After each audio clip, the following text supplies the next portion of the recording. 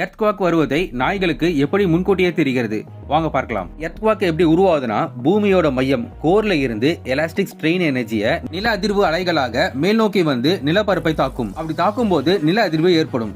இதுல ரெண்டு வேஸ் இருக்கு. பிரைமரி வே அத பி வேன்னு சொல்லுவாங்க, இன்னொன்னு செகண்டரி வே அது எஸ் வேன்னு சொல்லுவாங்க. இதுல பிரைமரி வே செகண்டரி வேவை விட ரொம்பவே ஃபாஸ்டா டிராவல் ஆகும். அது மட்டும் இல்லாம இந்த பிரைமரி வே பூமியோட லேயர்ல சாலிட் ஸ்டேட்டா இருந்தாலும் சரி, லிக்விட் ஸ்டேட்டா இருந்தாலும் சரி ஈஸியா டிராவல் ஆகும். ஆனா இந்த எஸ் வே லிக்விட் ஸ்டேட்ல டிராவல் பண்ண முடியாது. சோ ரொம்ப ஸ்லோவா தான் டிராவல் ஆகி வரும். சோ இந்த இரண்டுத்துக்கும் வரக்கூடிய இடைவேளையை தான் பிஎஸ் டிராவல் சொல்லுவாங்க. இதையும் விஞ்ஞானிகள் சீஸ்மோகிராபிக் மூலமாக தொடர்ச்சி ஆய்வு பண்ணிட்டு வந்துட்டு இருக்காங்க. சோ இந்த 5 அறிவு உயிரினங்களுக்கு பி வேஸ் எஸ் வேஸ் விட முன்னாடி வரதுனால இந்த நாய்களுக்கு அதோட காதுல ஹை பிட்ச் சவுண்ட் கேட்கறதுக்கான திறன் அதிகமா இருக்கிறதுனால அதுங்க ஈஸியா முதல்ல கண்டுபிடிச்சது.